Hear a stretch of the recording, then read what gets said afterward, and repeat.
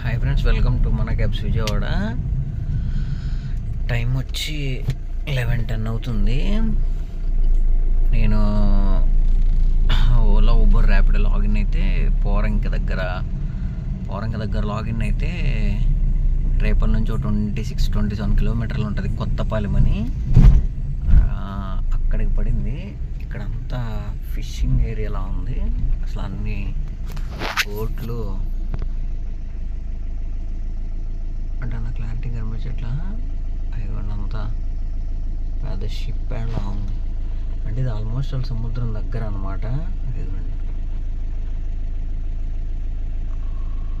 అంతా వెళ్తున్నారు బయటకి.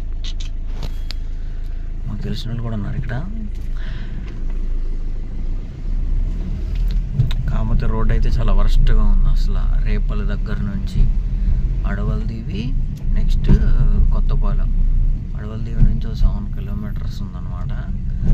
అడవలదివి అంటే నాకు తెలుసు, మా ఊర్లో కస్టమర్ ఉన్నారు, అప్పుడప్పుడు మేము వస్తూ ఉంటాం. అందుకే నేను కొంచెం భయపడకుండా వచ్చాను అనమాట కొత్తపాలెం అనగానే.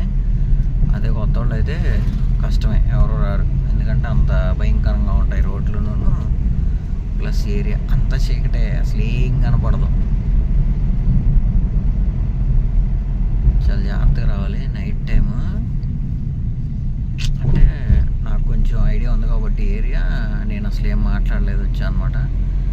కస్టమర్ కూడా ఒక్కళ్ళే, సింగిల్ పర్సనే. మళ్ళీ కామెడీ కాదు, మళ్ళీ ఏంటంటే ఎవరో ఎక్స్పైర్ అయితే చూడక కదా, వాళ్ళ ఇంట్లో ఎవరో ఎక్స్పైర్ అయితే వచ్చారనమాట.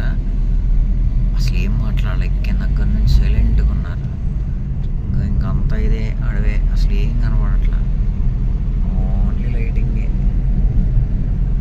ఓన్లీ రేపల్లికే పెట్టే మ్యాప్ చూడండి. రేపల్లికి పెడితేనే 43 మినిట్స్ చూపిస్తుంది. ఏంటి 21 కిలోమీటర్. మరి ఘోరం. ఇట్లా బైక్లో వస్తాయి, ఆ బైకే లైట్ కనపడుతుంది. మనం ఎల్ఈడి లైట్ అయితే ఇంకేం కనపడుద్ది. అలాగే ఇట్లా నైట్ టైం వచ్చినప్పుడు, కొంచెం బైక్లు అలా వచ్చినప్పుడు ఎల్ఈడి లైట్స్ ఆఫ్ చేయండి, డిమ్ కొట్టుకుంటే బెటర్ అనమాట. వాళ్ళకి దారి కనపడుతుంది. అలా కాకుండా మనం డిమ్ కొట్టకపోతే పాపం వాళ్ళకి దారి ఏం కనపడదు, యాక్సిడెంట్స్ జరిగే ఛాన్సెస్ ఉంటాయి. ఇది కూడా అదే అనమాట, అమ్ముతున్నట్టున్నారు ఇక్కడ. Okay, thank you watching my video. 3000కి మాట్లాడా, కస్టమర్ ఏమనలేదు, ఇచ్చేసారు. Thank you watching my video. Please like చేయండి, షేర్ చేయండి, సబ్స్క్రైబ్ చేయండి. Thank you.